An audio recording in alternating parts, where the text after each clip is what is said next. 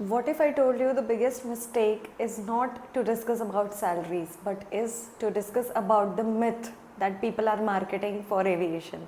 So today I'm not going to discuss about CPL training, but I'm going to discuss about after CPL training. So how people are marketing CPL and how parents are investing more money day by day and how CPL cost is increasing day by day and its effect on salary. Hi guys, my name is Jeenal Patel and I am a commercial pilot and a flight instructor. Welcome and welcome back to my channel. So before you spend lakhs of money on CPL training, watch this video till the end. I am going to discuss everything what happens about salary and type rating cost and your CPL cost. What most people think pilot life is. So pilot life में हम आते क्यों हैं, pilots हमको अच्छा क्यों लगता है, क्योंकि हमें ग्लैमरस वर्ल्ड दिखाया जाता है एंड एविएशन लाइफस्टाइल अच्छी लगती है कुछ कुछ लोगों को जेन्युइनली फ्लाइंग अच्छी लगती है, जैसे मैंने पूछा था कि एक्चुअली पैशन है कि नहीं है। कुछ लोगों को सैलरीज अट्रैक्ट करती है, कुछ लोगों को प्लेन्स अट्रैक्ट करते हैं, कुछ लोगों को यूनिफॉर्म अट्रैक्ट करता है और कुछ लोगों को ये शेड्यूल जो है, लाइफस्टाइल जो है वो अट्रैक्ट करती है। बट स्टूडेंट्स को मार्केटिंग कैसे किया जाता है वो मैं आपको बता। स्टूडेंट्स को कैसे मार्केटिंग किया जाता है कि उनको बताया जाता है कि बहुत ज़्यादा हाई सैलरीज है पायलट्स की एंड एविएशन का ग्रोथ बहुत अच्छा है नेक्स्ट फ्यू इयर्स में एंड बताया जाता है कि उनकी लाइफस्टाइल बहुत अच्छी होती है। ये ट्रस्ट मी, ये मुझे भी ऐसे ही मार्केटिंग किया गया था कि ये ऐसा होता है, ये होता है। But since I was 3 years old मेरा ड्रीम था पायलट बनने का, तो या जब मैंने फर्स्ट टाइम प्लेन देखा था तब से ही मुझे पायलट बनना था, तो मुझे ये सब चीज़ें मैटर नहीं करी because I genuinely love flying and I am very passionate about flying. But I really want to tell you these things क्योंकि मेरे बहुत सारे कैडेट्स हैं जिनको ये चीज़ें नहीं पता थी, एविएशन में आने के बाद पता चलती है एंड दे आर लाइक अरे इसके लिए इतने पैसे वेस्ट कर दिए हमने, लिटरली ये बोलते हैं। सो या मुझे ऐसा लगा कि मैं ये चीज़ बता के लोगों को अवेयर कर सकती हूँ, that's I am making this video. So let's go to the biggest part, CPL का cost. So I started in 2019 जब कोविड से पहले स्टार्ट किया था एंड कोविड की वजह से 1 year डिले हुआ था। सो आई स्टार्टेड इन 2019 एंड तब चाइम्स का फीस था 35 lakhs। सो ये मुझे इसलिए पता है क्योंकि मैंने चाइम्स से सीपीएल किया था एंड तभी चाइम्स एंड एक दो अकेडमीज़ और थी, ग्रोवा एंड गॉन्डिया। सो ये जो अकेडमीज़ थी उनके कॉस्ट सबसे ज़्यादा होते थे 35 एंड उसके ऊपर। सो इमेजिन 35 lakhs तभी सबसे ज़्यादा कॉस्ट था। 5 years या 6 years बैक जाओगे आप तो, and right now it is touching 70-80 and cadet का up to 1 CR। So let me be very honest with you, जब वो 35 lakhs वाला CPL फीस था उस टाइम पे भी 20 lakhs वाला CPL एग्जिस्ट करता था, उस टाइम पे भी 15 lakhs वाले गवर्नमेंट फ्लाइंग स्कूल एग्जिस्ट करते थे जो आज इतना ज़्यादा स्काई रॉकेट हुए हैं CPL कॉस्ट के मामले में। सो तब पायलट्स की सैलरी क्या थी और आज पायलट्स की सैलरी क्या थी। सो मैं पहले CPL कॉस्ट बता देती हूँ। सो 2019 CPL कॉस्ट वॉज 35 lakhs। आप एवरेज ले लो, चाइम्स का कॉस्ट ले लो बिकॉज ये उस टाइम पे हाई ही था। 30, 33, 35 ये सब हाई हुआ करते थे उस टाइम पे, जैसे अभी 70 है। सो लेट्स सपोज 35 था एंड राइट नाउ 75 पहुंच चुका है। सो 35 एंड 75 ऑलमोस्ट डबल से भी ज़्यादा बढ़ चुका है। रही बात सैलरीज़ की, तो पायलट सैलरीज़ की बात करें तो आपको बहुत ज़्यादा शॉक होगा कि पायलट सैलरी बढ़ने के बदले वो वहाँ पे स्टैग्नेट हो गई है। सो स्टैग्नेट हो गई या तो फिर थोड़ी सी बढ़ी है, लाइक 20,000, 25,000 या फिर कुछ पर्क्स बढ़ गए हैं। बट ये आपको बड़ा नहीं लगेगा 5-6 years में सैलरीज भी कि अच्छा चलो ठीक है थोड़ा तो बड़ा है, अप्रिशिएट कर लो। I appreciate it, but facts बता रही हो कि उस टाइम पे जो एयरलाइंस थी आपको हायर करने के बाद वो आपको स्टाइपेंड्स देती थी। स्टाइपेंड्स क्या होता है, मुझे याद है जब इंडिगो ICP 1 and 2 रन कर रहा था चाइम्स में, तब उनके कैडेट्स को 15,000 का स्टाइपेंड्स मिलता था। कोविड से पहले की बात है ये। तो कैडेट्स को एवरी मंथ 15,000 मिलता था एज अ स्टाइपेंड। सो ये स्टाइपेंड क्या होता है कि आप हमारे वो एम्प्लॉई हो एंड इसकी वजह से आपको ये स्टाइपेंड दे रहे हैं, तो वो सैलरी कंसिडर कर सकते हैं। एयर इंडिया के और ज़्यादा हाई थे, लाइक 50,000 तक का स्टाइपेंड्स देते थे एयर इंडिया जब आप उसका इंटरव्यू क्लियर कर देते हो। ये कोविड के बाद सडनली बंद हो गया एंड वो कभी रिज्यूम नहीं हुआ है, आज तक नहीं हुआ है एंड किसी ने इस पर क्वेश्चन नहीं किया है। सो ये बहुत ज़्यादा बिगेस्ट पॉइंट है एंड आप लोगों को ये पता ही नहीं होगा क्योंकि कभी पता ही नहीं था कि ये सब भी हुआ है। और लोग अवेयर ही नहीं है कि ये चीज़ भी होती है, बट या इट वॉज देयर, 2019 की बात है, ये होता था। देन आता है आपका हिडन कॉस्ट। सो हिडन कॉस्ट क्या होता है? अभी 2-3 दिन पहले मेरे वीडियो पे एक कमेंट आया था कि CX3 कैलकुलेटर के लिए बात कर रहे हैं। सो CX3 कैलकुलेटर नहीं है, वो एक फ़्लाइट कंप्यूटर है, वो इतना सा कैलकुलेटर जैसा ही आता है एंड वो खाली नेविगेशन पेपर के लिए इंपॉर्टेंट होता है, उसको हम वाइल फ्लाइंग यूज़ नहीं करते हैं। एंड नेविगेशन पेपर मान लो आप CPL में 1 बार दोगे, 2 बार दोगे, या फिर फेल हो रहे हो तो 2-3 बार दोगे, एंड देन आप सीधा उसको ATPL में यूज़ करने वाले हो। अब ये फ्लाइट कंप्यूटर छोटा सा चीज़ की बात करें, आपको लगेगा कैलकुलेटर कितना ही होगा, एविएशन है तो 5000 होगा, बट ये जो कैलकुलेटर है, फ्लाइट कंप्यूटर है, वो आता है 15 से 25,000 के बीच में। अगर आप सेकेंड हैंड ले रहे हो तो वो 15 से 18 या 17,000 का आता है। I think last I checked on Amazon it was 18,000 and while I was doing it वो था 13,000 14,000। सो ये भी एक हिडन कॉस्ट ही है, बिकॉज 25,000 किसी का मंथली सैलरी होता है। सो ये भी एक हिडन कॉस्ट है जिसके बारे में लोग डिस्कस नहीं करते हैं। फूड होता है, ट्रैवल होता है, मेडिकल्स होता है, every year you have to travel for your medical and उसमें कुछ प्रॉब्लम आता है तो उसका मेडिकेशंस, देन आपका ट्रैवल का कॉस्ट एंड जो अदर एक्सपेंसेस है, जो स्टेशनरी है, क्योंकि एविएशन के नाम पे सारी स्टेशनरी हज़ारों में जाती है। जैसे एक फ़्लाइट कंप्यूटर का एग्जांपल दिया, हेडसेट्स भी आते हैं, लाइक उस टाइम पे 13-14,000 के होते थे, अभी वो 25 एंड अबव चले गए हैं। और उसमें भी क्वालिटी ऐसी होती है कि एक बार थोड़ा सा अपने उसमें कुछ वायर खींच गया तो वो ख़राब हो जाता है। सो ये एक हिडन कॉस्ट का बहुत बड़ा मार्जिन है। मतलब जो इंसान अपना CPL cut to cut plan कर रहा है उसके लिए बहुत ज़्यादा इंपॉर्टेंट है। ये उसके लिए नहीं है जिसके पास बहुत पैसा है और उसको कोई टेंशन लेने की ज़रूरत नहीं है, वो बस अपने हॉबी के लिए फ्लाई कर रहा है, उसके लिए नहीं है ये। जो अपना CPL अच्छे से प्लान कर रहा है उसके लिए है ये। एंड हिडन कॉस्ट भी आप लेके चलो, ये स्टेशनरी एंड ये सब जो सब्जेक्ट्स है।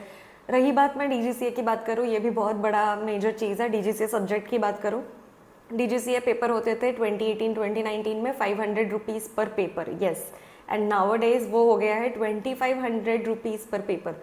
सो ये हो ही गया था तभी, 2019 से ही चल रहा है 25,000 एंड 500। ये इतना sudden change, I don't know why. And उसके बाद उन्होंने उसका वो दिया था, एक्सक्यूज़ दिया था कि वेबसाइट हो गया है, ये हो गया, वो हो गया, बट डिजिटल करने से तो और ईजी हो जाना चाहिए, बट या that is the fact. And उसके बाद ऑन डिमांड स्टार्ट हो गया है, क्योंकि आप में से बहुत सारे लोग ऑन डिमांड पेपर भी दे रहे होंगे। सो ऑन डिमांड का कॉस्ट और डबल कर दिया है, 5,000 कर दिया है, उसमें फिर कूल ऑफ पीरियड दिया है। So if you get stuck in this chain जो कूल ऑफ पीरियड वाला है, तो आप रेगुलर अटेम्प्ट दे ही नहीं पाओगे। उनके अटेम्प्ट्स ही ऐसे आते हैं कि आपने अगर एक ऑन डिमांड दिया है तो अगर आपको इमीडिएटली नेक्स्ट अटेम्प्ट देना है तो आप उसके लिए क्वालिफाई नहीं होते हो। रेगुलर अटेम्प्ट के लिए आपको नेक्स्ट ऑन डिमांड ही देना पड़ेगा।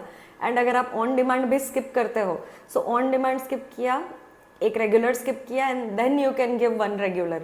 सो आपका कम से कम 6-7 महीने का गैप हो जाएगा, और ये लोग करते नहीं हैं, तो लोग ऑन डिमांड देते जाते हैं, विच इज़ ऑलमोस्ट 5,000 पर पेपर। सो या that is also the fact. Parents struggle more than students. Why? क्योंकि पेरेंट्स का एक्सपेक्टेशन होता है कि चलो अभी हम 1 CR इन्वेस्ट कर रहे हैं या 70-50 लाख इन्वेस्ट कर रहे हैं, तो हमारा जो बेटा है, बेटी है, उससे अब सैलरीज कमाना स्टार्ट करेंगे तो घर का सिचुएशन ठीक हो जाएगा, लोन भरना स्टार्ट कर देंगे, लाइफस्टाइल इम्प्रूव हो जाएगा, सेटल हो जाएगा। बट द फैक्ट इज़, मैंने सैलरीज का बात तो आपसे कर ही लिया है। क्या होता है कि आपने जब 1 CR का इन्वेस्टमेंट किया है, मान लो मैं कन्वेंशनल CPL की बात करूँ, आपने 50 लाख का भी इन्वेस्ट किया है, सो उसका 50% अगर आपने लोन लिया है, 25 लाख आपने लोन लिया है, 30 लाख आपने लोन लिया है, उसका इंटरेस्ट रेट भी 10 to 11% के ऊपर ही रहेगा। मुझे लोग लोन पे भी वीडियो बनाने बोलते हैं, बट ऑनेस्टली लोन पे डिस्कस करने के लिए और कुछ है नहीं, क्योंकि उसमें बस सीधा इंटरेस्ट रेट लगता है। कौन सी बैंक सही है ये सब अब मुझे नहीं पता है। You can research on your own, bank से जाके बात कर सकते हो एजुकेशन लोन के बारे में। एंड ये जो लोन होती है उसका ईयरली इंटरेस्ट आपको लगता रहेगा, एंड उसमें अगर आप जॉब का गारंटी सबमिट नहीं कर रहे हो तो वो 2 years या 3 years के बाद आपका स्टार्ट हो जाता है, या तो फिर आपका जॉब लगने के बाद वो लोन स्टार्ट हो जाता है, आपको भरना पड़ता है। अब ये लोन का इंटरेस्ट ये चलेगा आपका 5 साल, 6 साल, 7 साल। इमेजिन इनिशियली आपकी सैलरी भी लो है, आपका लिविंग कॉस्ट भी हाई है, और आपको लोन भी पे करना है, तो आप घर का हालत ठीक तो नहीं करोगे, लेकिन आप अपने पैसे जो आप कमा रहे हो वो भी कहीं और इन्वेस्ट करते जाओगे और इंटरेस्ट भरते रहोगे। सो मैं डीमोटिवेट नहीं कर रही हूँ अगेन, बट जो लोग सैलरीज की वजह से एविएशन में इंटर करते हैं उसके लिए ये रियलिटी चेक है कि please plan your finances accordingly and be ready for reality. बहुत ज़्यादा ग्लैमरस बाहर का देख के अंदर एंटर करने की ज़रूरत नहीं है, बस आप रियलिटी चेक करो एंड एक्सपेक्टेशन जो आपकी है उसको अकॉर्डिंगली बनाओ कि क्या कॉस्ट है, क्या लोन अमाउंट है एंड उसके बाद कितना सैलरी अर्न करोगे। रही बात प्रोग्रेशन की, सो प्रोग्रेशन कितना जल्दी मिलता है, ये भी लोग मुझे पूछ रहे हैं कमेंट सेक्शन में कि कितना जल्दी प्रोग्रेशन होता है। सो दो पाथवेज है, इंस्ट्रक्शनल वे एंड कमर्शियल वे। सो जो आपका इंस्ट्रक्शनल वे है उसमें आपका होता है कि इंस्ट्रक्टर बने, आपने AFI ज्वाइन किया, AFI is assistant flight instructor, उसका सैलरीज भी वही 75,000 से 1 लाख के बीच में आता है, 1.5 लाख तक जा सकता है। इनिशियली ये इतना होता है और उसमें आपका टाइप रेटिंग का कॉस्ट एंड लाइन ट्रेनिंग का कॉस्ट अभी तक लगा नहीं है। दैट डजंट मीन कि instructor can go directly to airlines, instructor को भी type rating and line training cost करना पड़ता है। सो अब अलग क्या है, सो इंस्ट्रक्टर बनने से ना आप इमीडिएट अर्न करना स्टार्ट कर सकते हो, एयरलाइन जितना वेटिंग नहीं है और इतना हाई कॉम्पिटिशन नहीं है। बट अब जितने लोग CPL कर रहे हैं उस हिसाब से इंस्ट्रक्शनल में भी उतना ही कंपटीशन हो गया है। अगर आपके पास स्किल्स नहीं है तो एकेडमीज भी हायर करती नहीं है आपको। सो एकेडमीज भी चेक करती है कि इंस्ट्रक्टर सिखा पाएगा कि नहीं है। तो ये जो होता है, ये इंस्ट्रक्शनल जो पाथ है वो बहुत ज़्यादा वैसे कॉम्पिटिटिव नहीं है लोगों के उसमें, बट स्किल्स के मामले में बहुत ज़्यादा कॉम्पिटिटिव है कि अगर आपके पास स्किल्स नहीं है तो आप इंस्ट्रक्टर बन के भी कुछ नहीं करोगे। बहुत सारे लोग मैंने ऐसे देखे हैं जो इंस्ट्रक्टर पाथवे चूज़ करते हैं, ट्रेनिंग करते हैं, जॉब के लिए जाते हैं, चेक्स देते हैं, बट उनका कुछ नहीं होता है, तो ये पैसे वेस्ट हो गए उधर एंड देन फिर कमर्शियल के लिए ट्राई करते हैं। सो इंस्ट्रक्शनल में अगर आप एक बार एंटर कर रहे हो तो मान लो कि 1 ईयर में आप नेक्स्ट पोजीशन के लिए प्रमोट हो रहे हो, उसके बाद 1 ईयर या 1.5 ईयर या 2 ईयर्स के बाद आप उसके नेक्स्ट प्रोग्रेशन पे जा रहे हो। सो ये जो एवरेज पीरियड है that is 1.5 to 2 years next position पे जाने के लिए। आपको एक पोजीशन पे कम से कम 1.5 से 2 ईयर्स रहना पड़ेगा। इंस्ट्रक्शनल फील्ड की बात कर रही हूँ। अब रही एयरलाइंस की बात, सो एयरलाइंस में अगर आप ट्रांजिट कर रहे हो, सो फर्स्ट आता है आपका जूनियर फर्स्ट ऑफिसर। सो अब जब JFO हो उसका ट्रांजिशन पीरियड होता है JFO से FO का, लगा लो 1 ईयर, मैं मैक्सिमम बता रही हूँ, वर्स्ट केस सिनारियो बता रही हूँ, 1 ईयर 1.5 ईयर आप ले लो।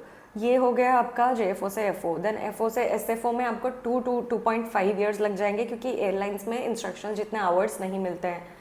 क्यों? क्योंकि कैप्टन एंड को पायलट दोनों को आवर्स होते हैं, डिस्ट्रीब्यूट होते हैं एंड बहुत सारे पायलट्स है उधर।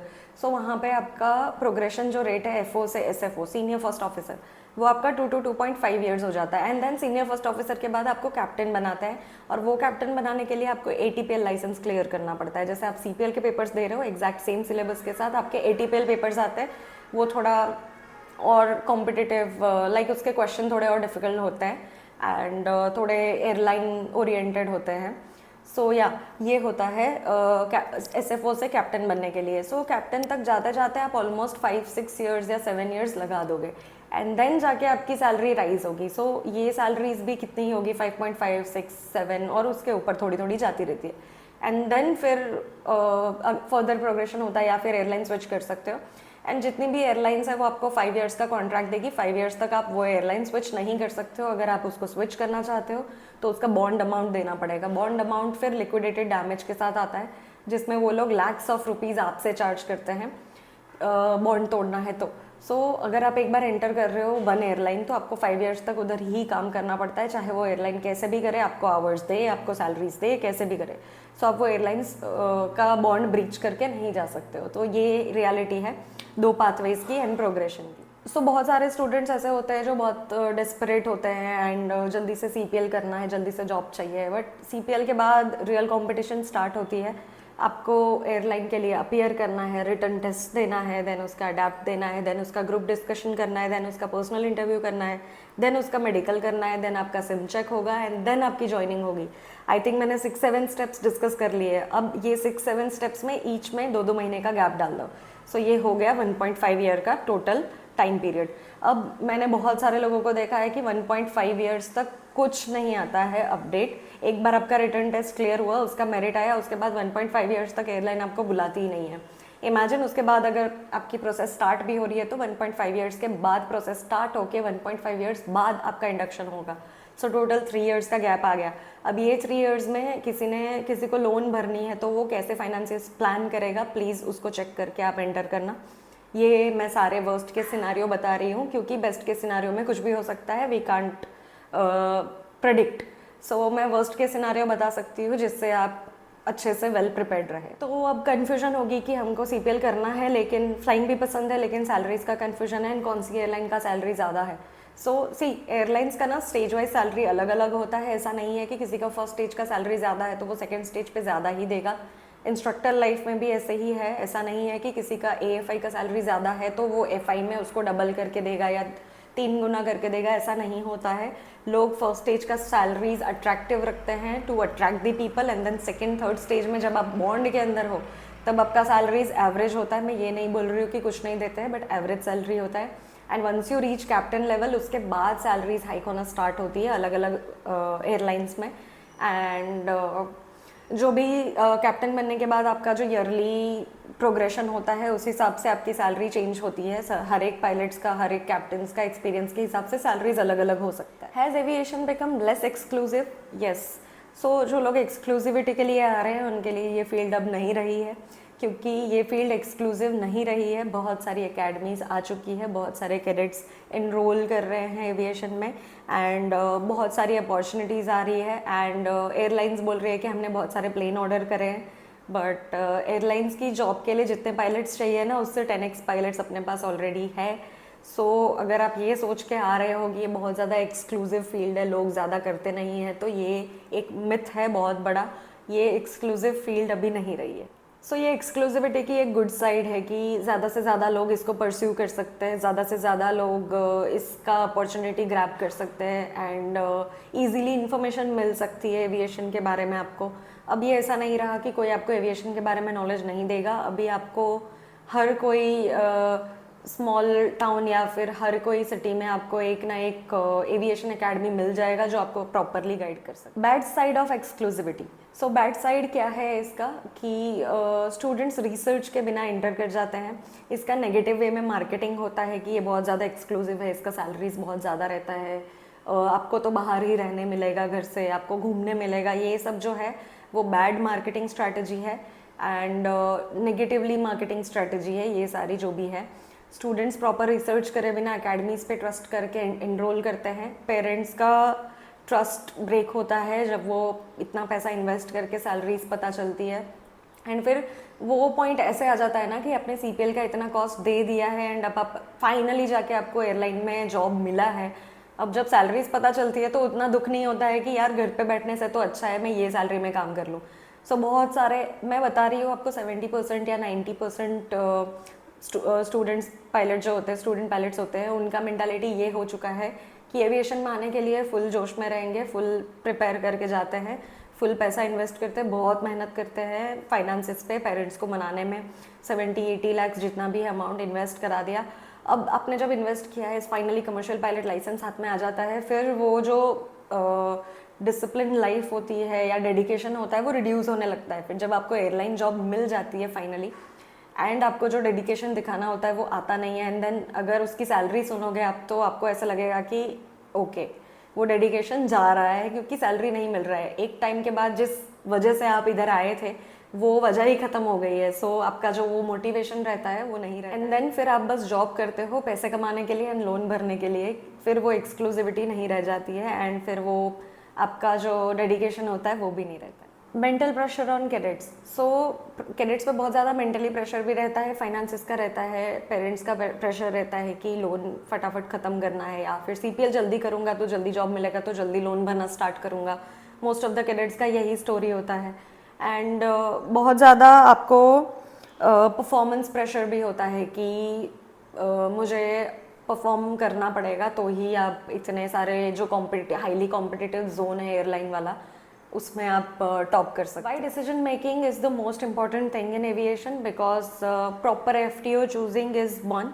देन मैं हर एक वीडियो में मेंशन करती हूँ, मैंने FTO चूजिंग पे एक वीडियो बनाया है एंड रिसेंटली मेरे एक वीडियो पे कमेंट आई हुई है कि या तो क्वालिटी अच्छी चाहिए तो पैसा देना पड़ता है एंड क्वालिटी अच्छी नहीं होती है कम पैसों में करने के लिए तो वो CPL जल्दी नहीं कराते हैं। But that is the fact, क्योंकि किसी एकेडमी में आप जाओगे, ज़्यादा पैसा दोगे तो वो जल्दी CPL कराने का प्रॉमिस भी करेगा। किसी एकेडमी में आप कम पैसों में करने का सोचोगे कि मेरे फाइनेंसेस ऐसे हैं, तो वो CPL के लिए टाइम ले सकते हैं। We can't do anything, that is the reality. And decision making में क्या क्या चीज़ें इंपॉर्टेंट होती है कि प्रॉपर FTO चूज़ कर लिया, 1, देन आपके फाइनेंसेस प्रॉपरली प्लान होने चाहिए एंड आपका करियर प्लान अच्छे से होना चाहिए कि इसके बाद मुझे क्या करना है। आप कहीं भी किसी भी गिवन पॉइंट पे आप कंफ्यूज नहीं हो सकते हो कि ये कर लेता हूँ या ये कर लेता हूँ, या फिर ये करूँ या ये करूँ। आपको प्रॉपरली पहले से ही प्लान करना पड़ेगा कि आपको करना क्या है, फाइनेंसेस कितने हैं एंड कैसे आप उसको अलग अलग जगह पे इन्वेस्ट कर सकते हो। FTO के बाद एयरलाइन या इंस्ट्रक्शनल पाथ जो भी है आपको उसमें श्योर रहना। What I would do differently if I start today. So अगर मुझे फिर से स्टार्ट करना हो आज CPL, मैंने उस पर भी एक एंटायर वीडियो बना के रखा हुआ है। मैं सबसे पहले FTO क्वालिटी चेक करूँगी एंड उसके बाद मेरा फाइनेंसेस का सॉर्ट करूँगी कि लोन कैसे करना है, कितना करना है एंड कब कब करना है, एंड वो लोन भरने के लिए मैं कब केपेबल होंगी और कौन से पाथवे से मैं अच्छे से लोन भर के अपना TR का पैसा सेव कर पाऊँगी, या फिर TR कर लिया है तो मैं कितना टाइम तक कुछ नया लोन नहीं लेने के लिए केपेबल रहूँगी। ये सब चीज़ें मैं प्लान करके एंटर करूँ। Is being a pilot is realistic? So yes, with proper planning and proper passion and dedication, you can still become a pilot. Final message to parents: understand the journey, understand the risk, and support without financial pressure. Final message to students: don't chase salary, build skill and professionalism. So that is all for today. Thank you for watching my video. Please like, share and subscribe my channel. Bye bye.